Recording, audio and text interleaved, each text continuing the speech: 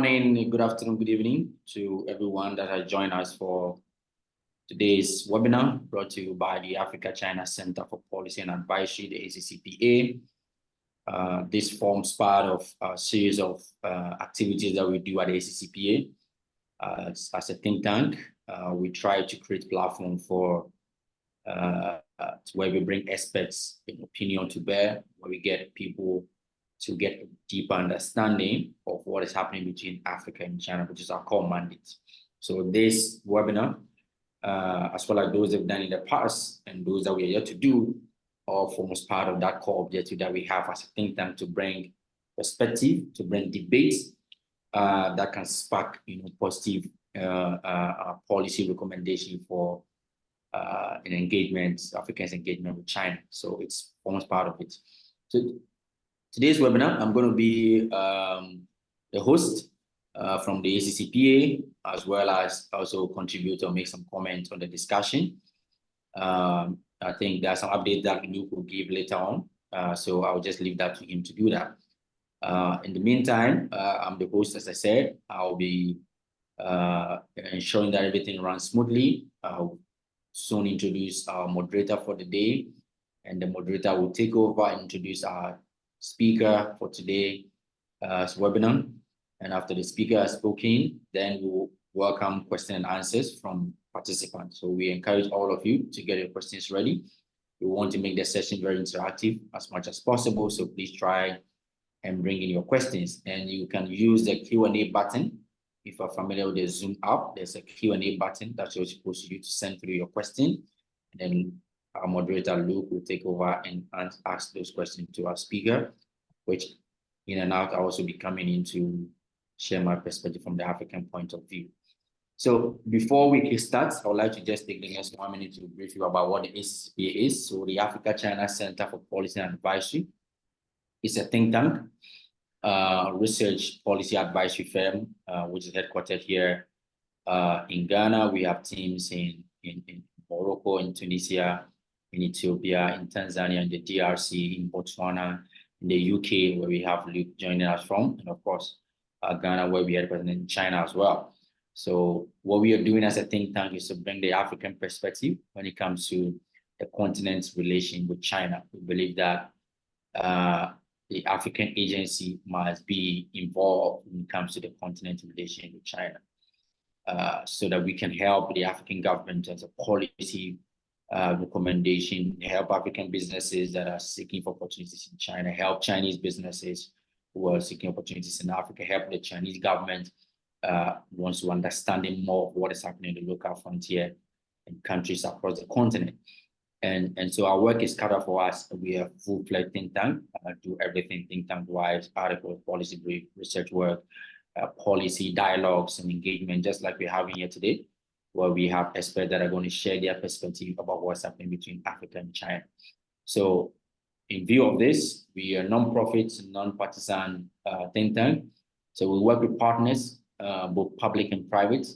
So if you are on this meeting and you find what we are doing to connect with what you are doing and you're interested in partner with us, we are more than happy to engage further with you. So we are looking forward to partners that are interested in the Sino-Africa relations, being in research, being in advisory, being policy-wise, whether you work for the governments of your country and you're interested in what we do and what we can do for your government in Africa in terms of engagement with China, we're more than happy to discuss further with you. So do not hesitate to reach out. I'll share my email address in the chat box so that if you have any such interest, you can reach out to the ACCPA. If you have any research interest in Sino-Africa relations, you can reach out to us, and we are more than happy to engage with you so that we can all work together to champion the development agenda of Africa as a team.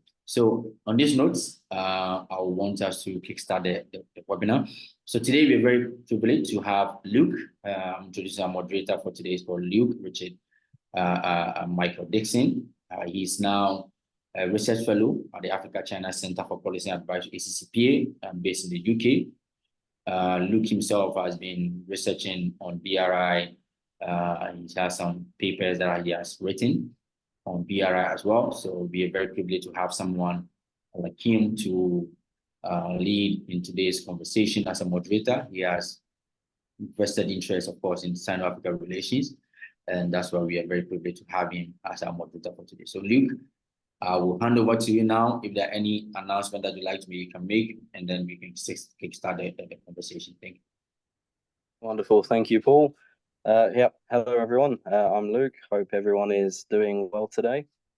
So yeah, as Paul briefly introduced, I'm currently researching on BRI. I've recently written an article focusing on BRI in Burkina Faso. So one of the lesser resource wealthy African nations.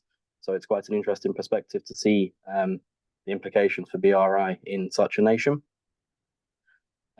Yes, so I am also currently researching on special economic zones in BRI affected countries in West African states. So that's what I am doing at the moment. And today we have the privilege of being joined by Dr. Hong Liu from a think tank in China, and she has a PhD in international relations from Johns Hopkins University, a world-renowned leading university in social sciences. So we are honored to be joined by her today, and we can see that some of her recent research is in relation to Sino-US relations under Biden administration, which actually sounds very interesting. I think I'll try and find that paper after today and have a read through that. So yes, so if there's nothing more, then I think we can let Dr. Hong Liu take over and introduce her talk for today. Okay.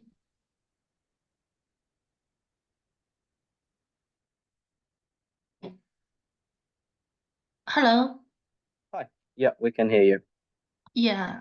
My name is Hong Liu. I'm a research fellow at the Center for China and Globalization. It's a non-governmental think tank based in Beijing. It ranks the 64th worldwide by the European's think tank index. So I joined the CCG 1.5 years ago, and I have done research on Sino-US relations, Sino-Japan relations, and Sino-African relations. My topic today is about the Belt and Road Initiative impact and opportunity for Africa. But frankly, I think the Belt and Road Initiative is not only a huge opportunity for Africa, it has an influence on China as well. So I think our topic today is very important and very timely and very significant. So I'd like to share my thoughts with you all today. I'll try to share my, I have prepared a PPT presentation, so I'll share my PPT with you shortly. Excellent, thank you. Yeah. I think you should be able to share the screen.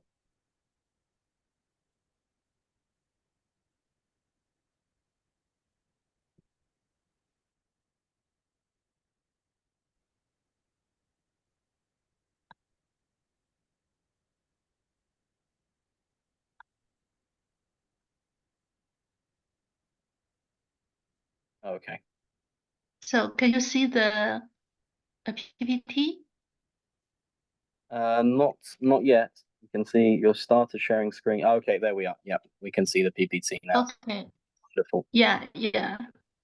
So Belt and Road Initiative impact and opportunity for Africa. Let me see how it works.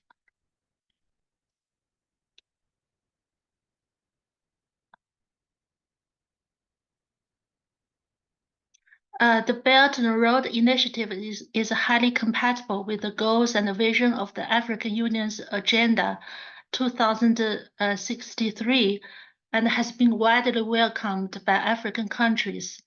Up to now, China has signed cooperation agreements with 52 African countries to jointly build the Belt and Road and has established a China-Africa cooperation coordination mechanism for the joint construction of the Belt and Road with the African Union.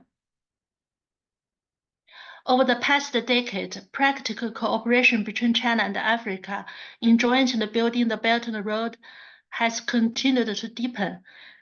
Significant landmark projects and small yet beautiful livelihood projects are completed, effectively promoting the economic and social development and the improvement of the livelihoods in African countries. First of all, I'll introduce some landmark projects of the Belt and Road Initiative. For example, the Mombasa-Nairobi Railway in Kenya has driven rapid development in logistics and manufacturing along its route. Logistic transportation costs have decreased 40%, contributing over 1% to Kenya's economic growth.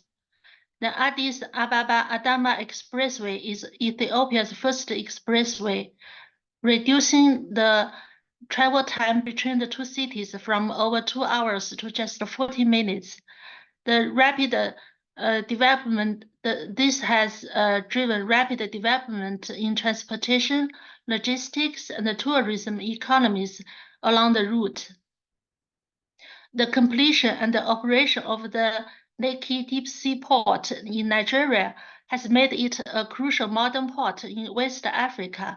It has effectively enhanced Nigeria's maritime capabilities and its role as a regional logistic hub.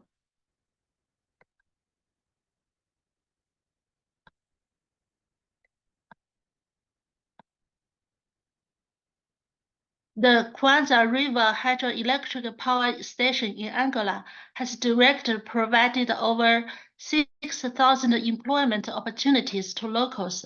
Upon completion, it will be able to provide over 50% of Angola's national electricity demand. The National Fiber Optic Backbone Network project in Tanzania has reduced the communication costs by 57%. Earning is the nickname Information Tanzania Expressway.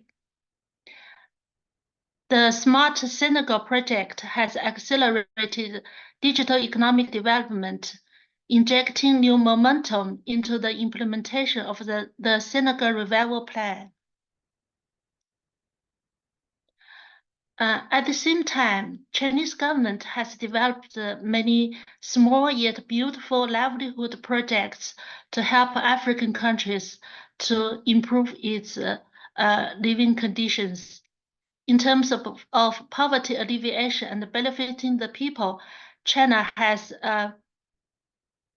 established many agricultural technology demonstration centers in Africa, promoting advanced and applicable technologies such as maize-intensive planting. The average increase in local crop yields increased by 30% to 60%, helping African countries to improve their agricultural development. Through the China-Africa Enterprise Social Responsibility Alliance, China promoted the implementation of 100 Enterprises, 1,000 Villages initiative, where Chinese companies actively engage in public welfare activities such as building roads, constructing wells, and other endeavors, benefiting local populations. In public health, China has dispatched medical teams to several African countries, provide medical services to local patients. Initiatives like the Bright Journey have assisted African cataract patients in regaining their sight. China has also promoted traditional Chinese medicine in Africa, established TCM prevention and treatment of infectious diseases in many African countries with significant success. Moreover, China supported countries like Morocco and Zimbabwe in constructing TCM Center. China and Africa jointly implemented the Future Africa, China-Africa Vocational Education Cooperation Program and established the China-Africa Vocational Education Federation. China has shared its high-quality vocational education experience with Africa through initiatives like building vocational technical training schools and establishing Luban workshops in collaboration with local institutions. At the same time, the cultural exchanges between China and Africa are deepening. Language exchanges between China and Africa have made significant progress. The Beijing Foreign Studies University has newly opened several majors in African languages, as well as offering courses in African languages, providing multilingual talents for China-Africa diplomacy, business, and cultural exchanges. African countries are also actively promoting Chinese language education, collaborating with Confucius Institutes on various initiatives. Language proficiency exams such as the HSK are widely recognized in Africa, and events like the Chinese Bridge Language Competition are being held in the region.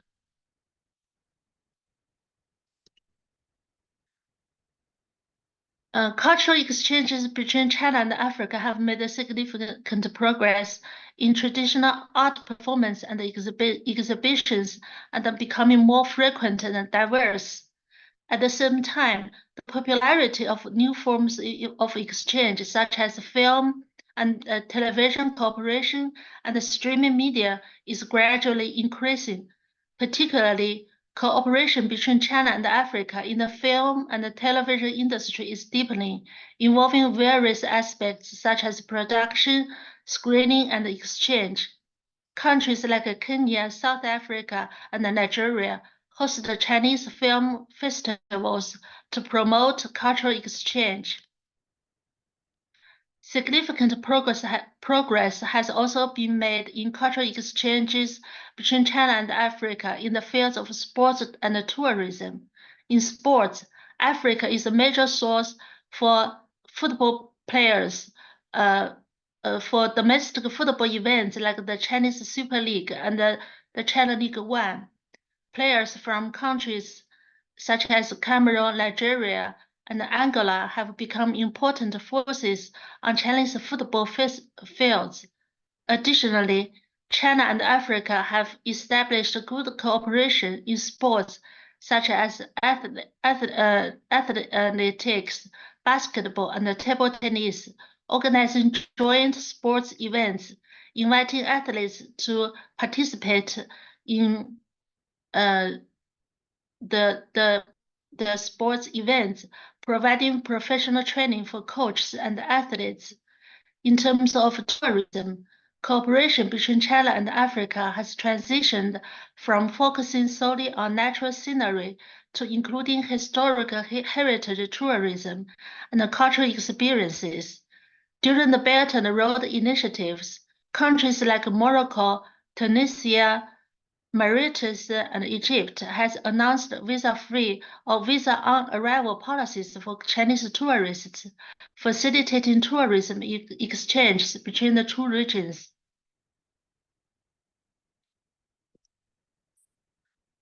But we have to admit that major challenges for China-Africa cooperation still exist.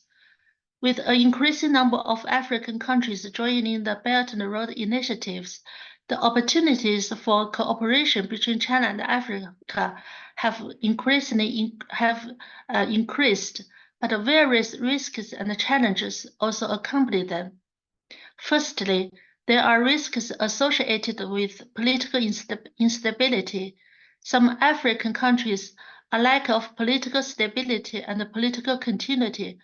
For instance, the civil war in Libya resulted in heavy losses for some Chinese companies.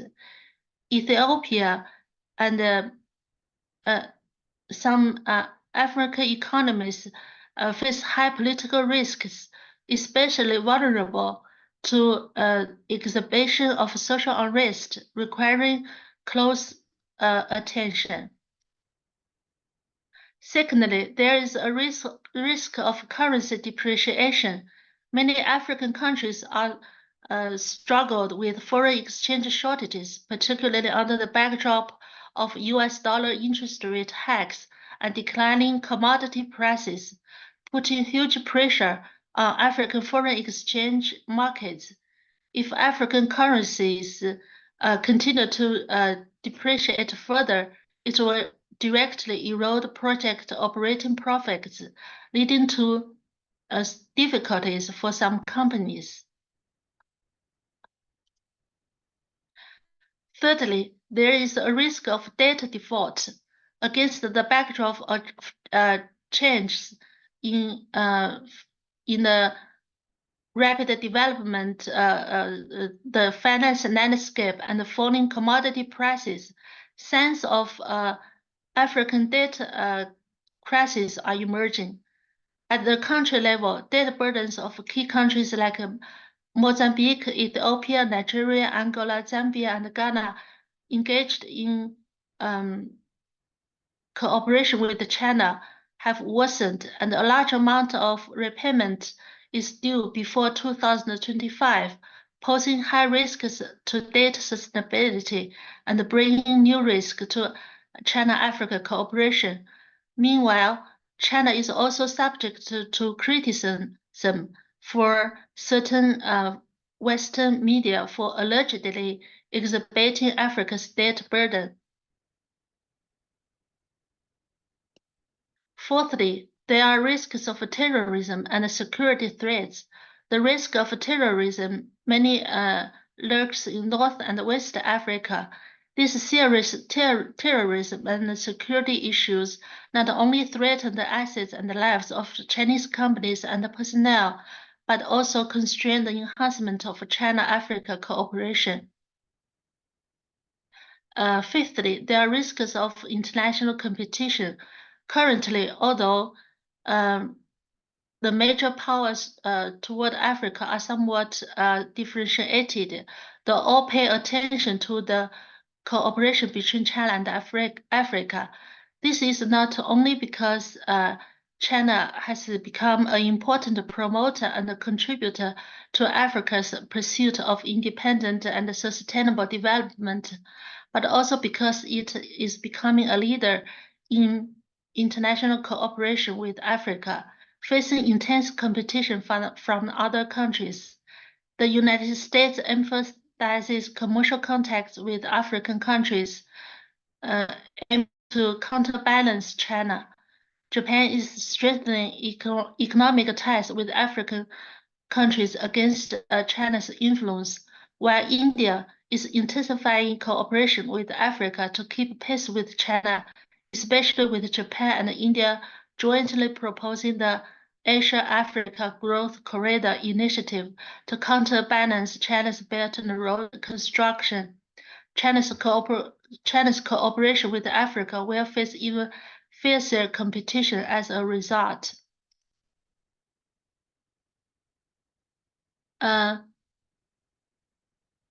Even with so many challenges and issues, we are optimistic about the future development of China-African relations. In the future, China will fully leverage its comprehensive advantages in infrastructure building and continue to build iconic projects through China-Africa cooperation. China will help African countries narrow the infrastructure gap by encouraging capable Chinese enterprises to invest in traditional infrastructure projects, such as ports and airports in Africa. China encourages its enterprises to participate in the construction of new types of infrastructure projects in African countries, developing agriculture and industry parks. China will fully utilize its foreign aid resources to continue promoting more small yet beautiful livelihood projects in Africa. It will further implement livelihood projects such as Luban workshops, connect 10,000 villages, and bread jelly, helping improve living conditions and enhancing the well-being of the people in African countries.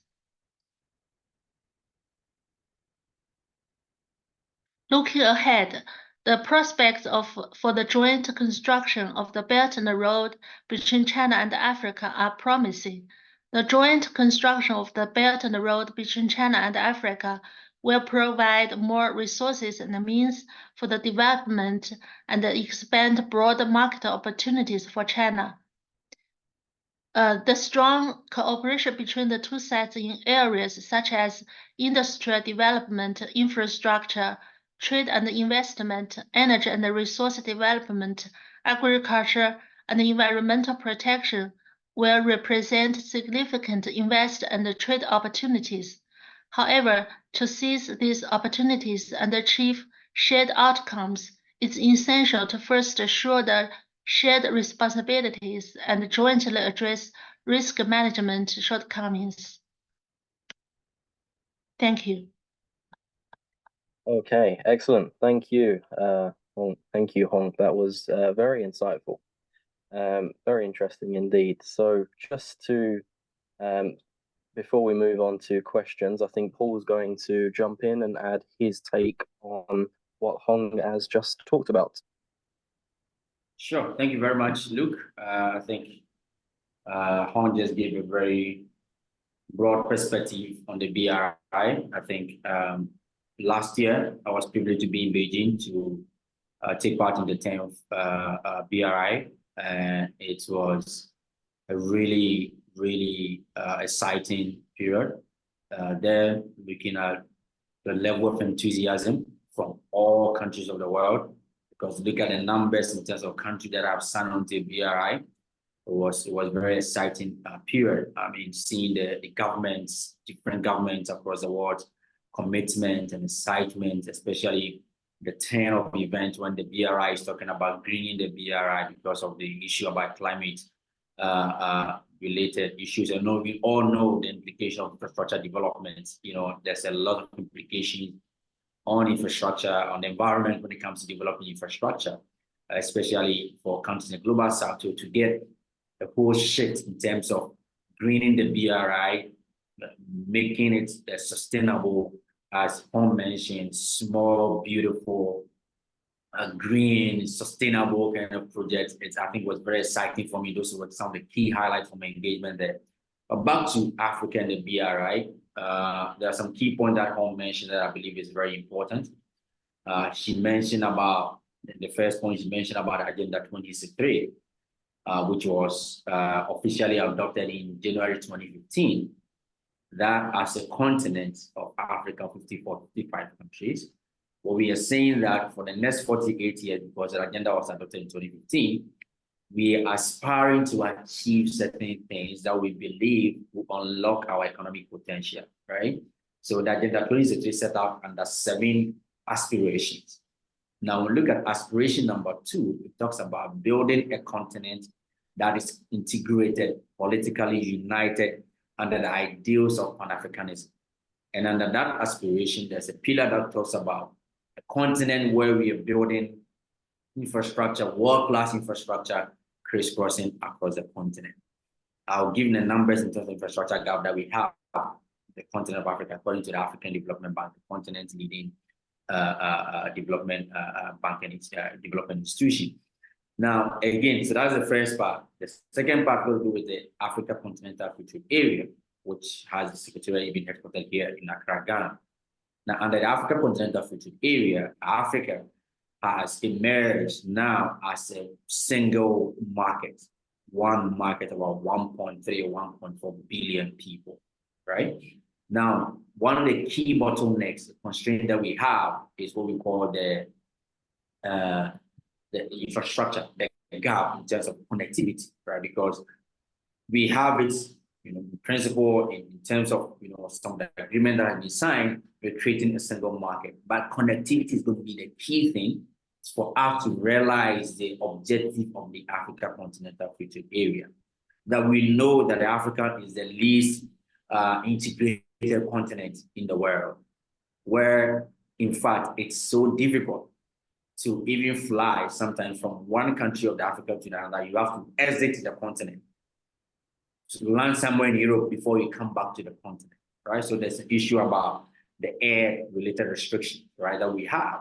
So we are saying that we want to create a single market. In fact, we have created a single market, but connectivity is a very key thing here.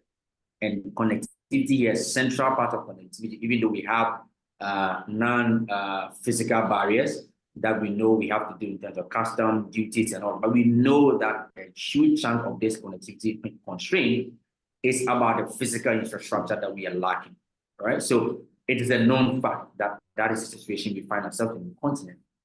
Now, so juxtaposing these two scenarios, Agenda 2063 of Africa, that we want to build a continent that is connected, integrated. We want to build world-class infrastructure crisscrossing across the continent. Africa Continental Free Trade Area, common market, again, bottlenecks of infrastructure. Juxtaposing these two scenarios to the BRI, which we know Belt and Road Initiative is connectivity. So connectivity is at the heart, of the BRI. And it's across the world, not just Africa, but we are talking the case of Africa. So you could see that there's a huge convergence here in terms of what we are aspiring for as a continent, in terms of infrastructure development, and what the BRI is actually offering to everyone in the world, every country, in the world that is interested, right? So therefore, as a continent, we believe that we can leverage on the BRI as well as other initiatives, not just the BRI, right? That can help us to arrive at this objective that we set for ourselves under Agenda 2063, under the Africa Continental Free Trade Area. As we speak today, according to the African Development Bank, as a continent, we need, and we will need, about $170 billion each year for the next decade to bridge the infrastructure gap that we have on the continent, by air, by sea, by land. So roads, the airport expansion projects, we talk about the rails, power generation, healthcare infrastructure, technological infrastructure, and the good part about the BRI called the digital Silk Road, which maybe if there are any questions around that, we can expand on that, because it's not just these physical, we talk about digital, we talk about technological investment as well, which we need, because very soon, by 2040, about 300 million people in the African continent will have to invest to be able to connect about 300 million people on the continent of Africa to internet. And this is critical infrastructure. And that falls under the digital Silk Road, under the BRI, which is focused on technological innovation in terms of investment in that area, laying off fibers across the continent, getting people access to technology, 5G, 4G, 5G across the continent. These are all needed to be able to unlock the economic potential of the African continent. So for me, I believe there's a convergence in terms of what the BRI seeks to do and what the African continent also seeks to do as well. But there's a history here that I just want to mention, right? I want to talk about the Africa-China relations, okay?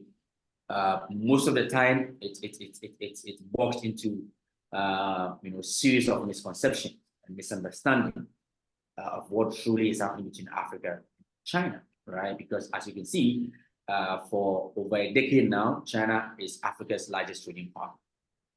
And not just in terms of trade, in so many aspects of the continent's current development trajectory, China seems to be the lead in terms of the continent's preferred partner in doing business. And it's not by coincidence, right? There's a history back in this, okay? So when you go back to the late 1980s, come to 1990s, the continent of Africa was in a fix. In a fix, I mean, we were dealing with a lot of critical issues. So we had civil wars, we had disease burden, we had death burden, all within this period, right? And so much so that the continent of Africa was branded as a hopeless continent by the economists. The evidence to show. Even have a cover of that on my machine right now, where the continent of Africa was branded as a hopeless continent. This was in May 2000. That was one this report came out. Now, so you can imagine a continent that is being dilapidated, infrastructure, level, disease burden, the health crisis that we have in death burden, because some countries have gone under the structural adjustment program of the World Bank, the IMF within that period, and there are a lot of issues about debt related. And to compound that with this kind of image of branding as a hopeless continent, you can see the impact that it could have on the continent of Africa. That same year in 2000, where the continent was branded as a hopeless continent, in October, that was when the first Forum on China-Africa Cooperation was held in Beijing. And as you speak, there is so much that has been achieved under the FOCAC, which was launched in May 2000 until now. So we all understand the story about the Tazara Rail, from Zambia all the way to Tanzania, which was the first major risky kind of project that was done on the continent of Africa in terms of infrastructure that crisscrossed across countries, built by China within the early 19 periods, right? And these were all testament to the fact that there has been already a trajectory in terms of the continent's, relation with China in terms of infrastructure development, all right? So that forms the basis. So there's a history here. So when the continent, so this is what we call a friend in need is a friend indeed. When the continent was in the fix, needed infrastructure investment. We needed investment because investment was the only thing that the continent, Africa, needed at that period to be able to unlock the potential that we have. And it was when China showed up with the FOCAC and everything that we've seen until 2013, when infrastructure development was boxed under the BRI now as a new thing that we're all talking about and discussing. For me, I think it's very important that we talk about that. Again, when we talk about the BRI, just infrastructure development, there has been all we are saying, yes, it's been a massive, support to African development agenda, helping us to bridge an infrastructure gap, as I mentioned, within about $170 billion by 2025, which is just next year, a few months away, for the next decade to bridge that gap. And the scary part is that if you look at the numbers, the African Development Bank, which is the continent's leading development financing institution of itself, is not even able to do substantial amount of that, because they're doing about $10 billion, $12 billion, $15 billion within that. I mean, about 170 billion. So there's a huge gap. So we are in a situation where we need infrastructure. There's no doubt that papers have been written on what the energy generation, if you're able to generate enough energy, what it can do for countries on the continent, the kind of contribution some of these critical infrastructure investment can contribute to the African development agenda. So there's a known fact that we need to build it.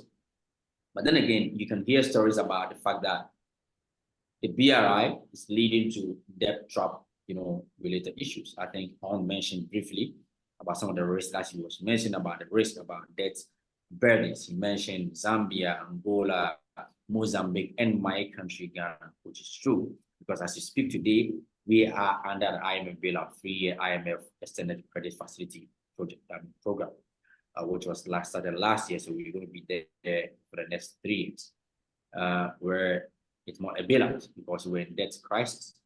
We were not able to meet our debt obligation to our creditors, both domestic and external. So we first have to do domestic debt restructuring, and now we're doing external debt restructuring. So we're in the debt-related crisis. But then again, there's a school of thought that I believe we need to interrogate very much, which has got to do with even the components of the debt-related issue that we have in Africa, some of the countries, and China is contributing to same. Because the fact that countries like Ghana have an issue about debt sustainability doesn't mean that we shouldn't invest in infrastructure. All right? Because we all understand different level of investment. We have recurrent expenditure, we have capital expenditure, right? We need expenditure that we know that in the medium to long term will bring back positive returns and outcome to the country. right? So we need to help allow ourselves to interrogate the content of those investments to see where in the next 5, 10 years, what kind of returns the country is going to get from this infrastructure investment. Again, if you look at Ghana, where because of the infrastructure investment that we're getting from China, therefore, there's been a notion that that the debt-related crisis that we have is a result of China's investment in Ghana's infrastructure. The case is not true, because as we speak today, Ghana's total external debt is about $30 billion. Out of the $30 billion, only $1.9 billion is owed to China. And this $1.9 billion is equivalent to around 6% of our total external debt. So the $30 billion is external debt, not both domestic and just only external debt. $1.9 billion owed to China represents 6%. So we have about 94% that is not accounted for, right? So the question is, are we in the debt-related crisis because of the investment that we are getting in critical infrastructure in Ghana from China, which is at about 6%, 1.9 billion out of 30 billion? Is that a reason why we're in a crisis? Again, put it aside. Even if you're saying that we are in debt crisis because of this 6% of our total external debt, let's put it aside. Are we even allowed to ask questions about the components of this 6%? What were those monies used for? Where were they invested? Are they invested in critical infrastructure that we believe have the economic potential to unlock the certain opportunity that we are looking for as a country? If yes, then that 6% is not bad for us as a country, because we need to invest in this critical infrastructure. We all understand, we all know that the most indebted country in the world now is the United States of America, $30 trillion in debt. So we are not allowed to interrogate even deeper in terms of some of the risks associated with the BRI. Again, we're not saying that it's all hook, line, and sinker, that we should all absorb everything from the BRI. We have to interrogate further, but we have to be fair in terms of the criticism that we put on such project or program, knowing that as a continent, we believe, know from all the studies, from all the reports, that we need infrastructure investment to unlock our potential. So for me, those are some of the things that I would like to share in terms of what is happening between on the BRI and Africa's development agenda. Of course, again, some of the risks that you can see is on the environment, which is why I said I was very excited that last year in Beijing, almost 90% of the conversation, the presentation about BRI, about the green, the BRI, about the sustainability of the BRI project. Because again, infrastructure development impacts the environment. So we want to look at how sustainable this infrastructure development can be. But then again, we have to also have a responsibility as a continent. The government across the continent have a core responsibility to be a force in the engagement with China when it comes to infrastructure development, right? And that is why sometimes I'm very excited about China's own policy, foreign policy of non-interference. And in most cases, the project that we see, infrastructure project that we see on the continent funded by China are recipient-driven infrastructure projects. What it means is that it is not China that comes to Ghana and say, okay, I drove on this road, it's bad. I want to construct this road for you, so take this money. And that's not how it works. It is Ghana government that approaches China. It is Tanzanian government that approaches China that, hey, this is where we are in the development journey. We need to build this rail to connect Mombasa to Nairobi, to connect Accra to Tamale, right? And therefore, we believe that if you have the means and the capacity, we want to work with you. And this is what we are presenting. So China will then assess. So at the end of the day, the environmental concerns, right? The debt-related concern, it also has to be a host country responsibility as well. We have to take responsibility for whatever the risk, that comes with the project that we are doing in China, right? Yes, we understand that China is a big player. They also have responsibility in terms of the kind of project some of these countries present, because some of them are just politically expedient, it's not economically expedient about the project they are submitting to China because they want to win the next election. Therefore, they're just submitting the project to China to get funding so that they can win the next election, which we understand that part. So therefore, China also has a role to integrate, deeper to understand the economic implication of this project. But for me, I believe that we have a huge responsibility as a continent. Government on the African continent have a huge responsibility. Bear in mind that most of these projects are recipient-driven, initiated projects, and therefore we have to also step up and take response. I'll rest here, and we can get questions from you or from the audience, so we can, have it discussion. Thank you. Excellent. Yeah, I think there's a very valid point there, Paul. You have to be responsible for your own actions. So if you're sanctioning the requests for investment into projects, then of course they have to be accounted for by one's own government first before putting the blame elsewhere. So just one question from me first before we move on to audience questions. Regarding small yet beautiful. So small yet beautiful projects, how do you think they can be measured and scaled up to benefit more communities across the continent? What do you think about that, Hong? I think although these are very small projects, but they are very closely related to the livelihoods of African people, like the Luban workshop, the bread journey, the Chinese bridge. We can of course China China has the advantage of in this area, and Africa should absolutely take advantage of that. But at the same time, China and Africa can do so much more in those small projects, like the Dubai workshop, like the vocational training projects. That can help the people to improve their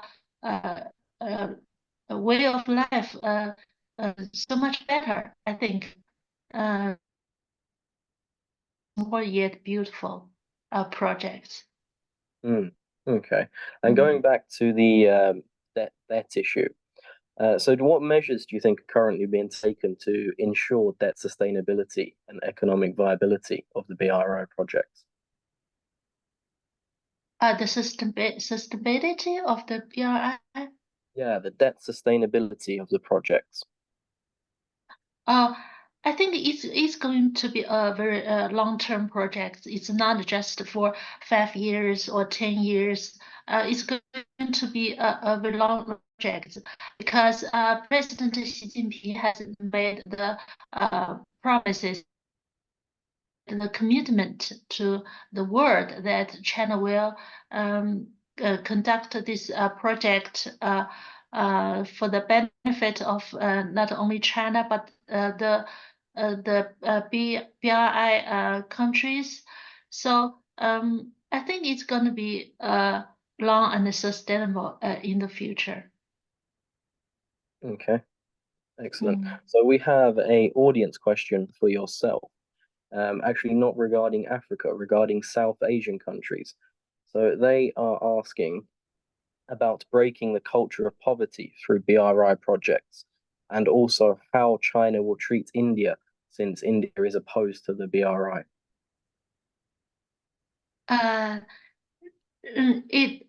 The relations between China and India is very complex, and in many areas it's very competitive.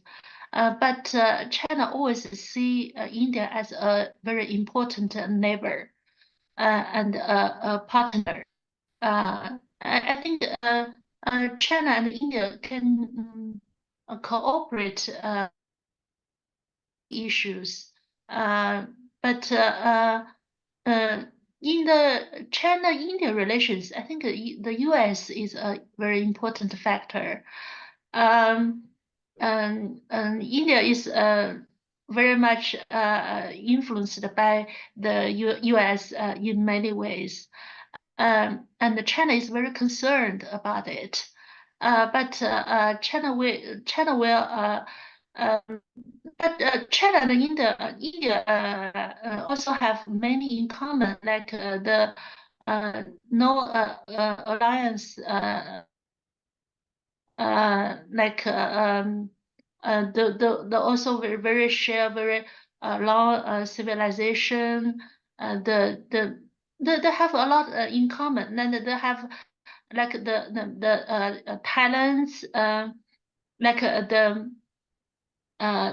students study in the U.S. The India students has increased rapidly in recent years. In US, there are so many students coming from both China and India, and they are very influential in sectors like the computer, AI. I don't think China and India are only competitive. They can cooperate as well. Yeah. Excellent. And how about for the smaller South Asian countries? How do you think BRI will help to potentially alleviate poverty in those countries?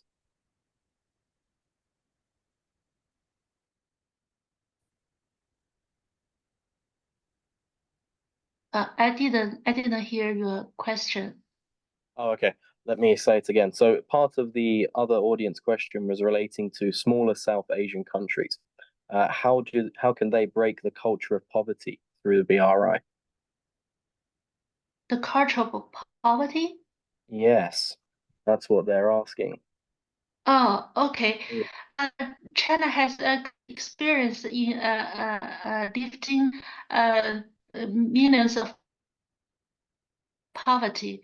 I think China can share with the world with its experience and help other countries. China can help the other countries to build infrastructure projects, can encourage its enterprises to invest in these countries, and can attract students from these countries to China to study, to encourage the cultural exchanges and the communications. Uh, and I think with these efforts, China can really help these countries to alleviate the poverty in this country. Excellent. Okay, so I think one last question coming back to BRI. So, what emerging trends do you see for this year and looking ahead to the summit for 2024? Do you have any anticipated outcomes or expectations? I think China will continue its policy uh, uh, about the Belt and Road Initiative. Uh, the policy continuity is very evident in the Chinese government, the issued documents and the conferences, and media. So I think the Chinese government's policy will continue to promote Belt and Road Initiative with the.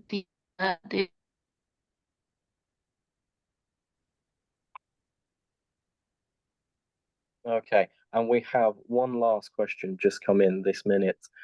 So China is seen as successful in Africa's infrastructure development because they offer a cheap alternative. How true do you think this narrative is? Okay, maybe I'll come in with this one. Yep.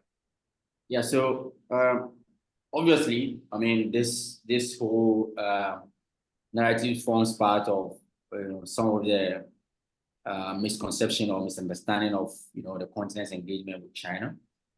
But then again, even if you look at it, there's some iota of truth in this, right? And when you integrate further, like it's not bad because somebody's offering a cheaper alternative.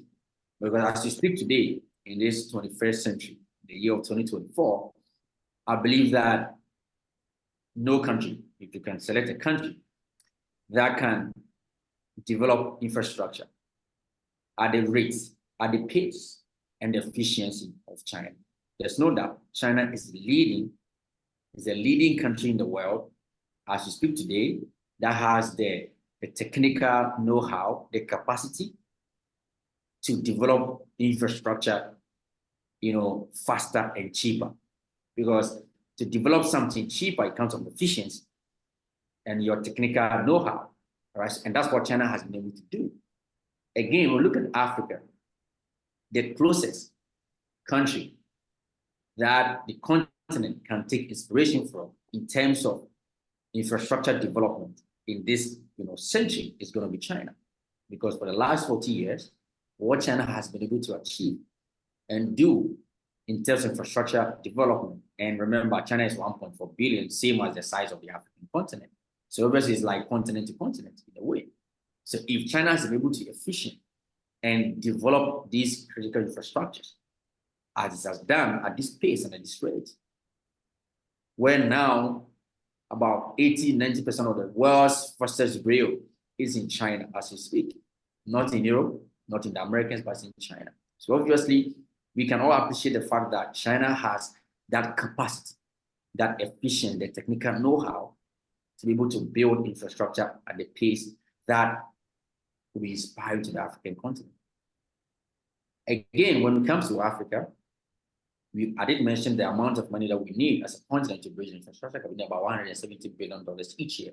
So one of the key bottlenecks of that is we don't have access to funding. So here, Africa, we're going to talk about value for money here.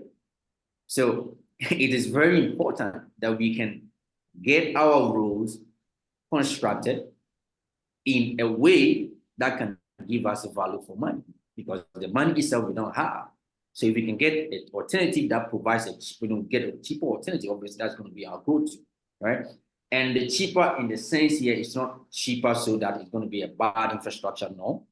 Because we've all seen the ports, we've all seen the airports, we've all seen the railways, we've all seen the roads, we've all seen the power plants being built by China. They are not inferior infrastructure that has been developed. You've seen Djibouti to Addis Ababa rail. It's not an inferior rail that has been constructed. It's a real efficient rail that has been constructed. So what this means is that we have a partner that can provide us with an alternative that is cheaper, because we all already lack the funding that we need to be able to build this infrastructure. So it's not that China is offering a cheaper alternative, therefore we are getting inferior infrastructure. No, that's not the case. Because there was an example that has been given by a certain former minister for Works and Housing in one of the countries in West Africa, where the project, his country, got a project that is going to be funded by the World Bank, right? And the budget for this project is about $80 million USD, $80 million. Now, the opening for tender act is supposed to, by law, for companies to send their bid, and then the best out of that will be selected. When they opened the bid for tender, they got about 10, bids that came in. Out of the 10, 7 were Chinese companies, right? So on the scale, the probability that a Chinese company will be selected even high, because 7 out of the 10 companies that submitted their bids were Chinese. So even high probability of a Chinese being selected. But here is the interesting part. Out of the 10, 3 companies that were European companies, all their bids in terms of their quotes was above the $80 million earmark for that road project. And none of the 7 Chinese companies, none of the 7 companies that submitted their bid quoted even up to the $80 million. They were all below the $80 million. So I'm the Minister for Works and Housing, or Minister for Roads in my country. I have a budget of $80 million to construct a certain kilometers of road, $80 million. Worst case scenario, I have to spend only $80 million. Best case scenario, I can even save some few bucks to do other ancillary things along the road, right? So if I get people submitting the bid, when I see them offering the same quality of road that I need, because they're going to be surveyors that are going to survey the quality of the road that's going to be constructed. Everything is given because I give the guidelines. This is the quality of the road that I want. And this is my budget. So if I'm getting somebody giving it to me at $70 million, why not? Why would I go and give it somebody give me $80 or $90 million? I'll give you the $70 million. I can save some $10 million to do other things, ancillary things along the road. So that means that on the onset, you're going to see a Chinese company being selected to provide this road for that country.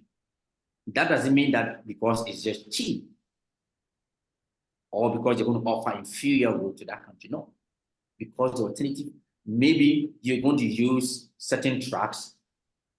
Let's say you're going to use a Mercedes truck to do the road.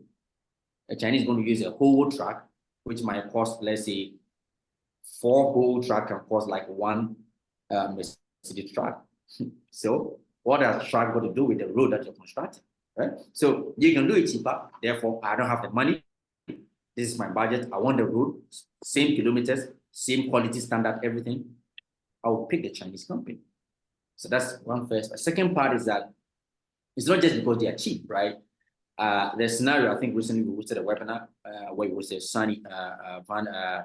She is a senior research fellow at the leading Asian Center based in Netherlands. We just hosted it where she gave a good insight about some of the myths and misconceptions based on first-hand experience, where there was a project in one of the countries in Africa, right, where they were supposed to construct system rail, okay, and this project was awarded to an Italian company to construct this rail.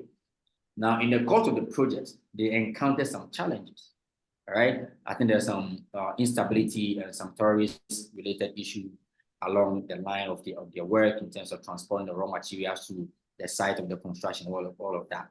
And guess what? The Italian company abandoned this project, which had been awarded. Now, this project was re-awarded to a Chinese company, and they went through it and they did that project for that country in Africa. So there is that can-do attitude spirit to the Chinese that gives them the advantage. And that is why you're going to see them more often, in so many countries around the world, developing it because they have the tenacity in the will to go through all weather or storm to deliver that kind of project. And there are multiple instances where projects are awarded to non-Chinese companies, especially those in the West that have been abandoned because of some of the challenges that they encounter, here on the continent of Africa. And you can see and track some of the most complex engineering infrastructure projects in the continent of Africa has been done by Chinese. So it's not that because you offer cheap alternative, which is also good for us anyways, as I said earlier. Cheap doesn't mean that inferior, because based on the guidelines that we have on the final product, this is what they're supposed to deliver on, and that's what they're supposed to deliver. How they're going to do it to cut down the cost is up to them in terms of the equipment they're going to use and all of that. So I believe that that's the narrative on that kind of question. Thank you. I just want to add that the human resources in China was cheap before as well. But once you get the investment, you get the technology, you can develop very rapidly. So why don't you sacrifice for the time being and get a chance to develop in the future? That's Thanks for that insight, Hong. That's very useful. Okay, so we don't have any more questions. So I think that was very insightful, a very interesting speech from Hong, and the PowerPoint will be shared in the coming days, as somebody's just asked if we will be able to share that. So everything has been recorded, so that recording will be shared with you via the email you used to sign up with in the coming days. So yes, I think we're ready to finish for today. Very insightful talks, and we look forward to the next one. Okay, thank you very much. Yes, thank you very much. We appreciate you. your time. Thank you, Hong. Yes, I appreciate your time. Yeah, nice talking to you. Thank Bye. Thank you, Paul. See you later. Thanks, Bye-bye. everybody. Yeah, thank you, Luke. Thank you, everyone. Come your way again soon. Thank you. Okay, bye-bye. Excellent. Bye-bye, everyone. Bye.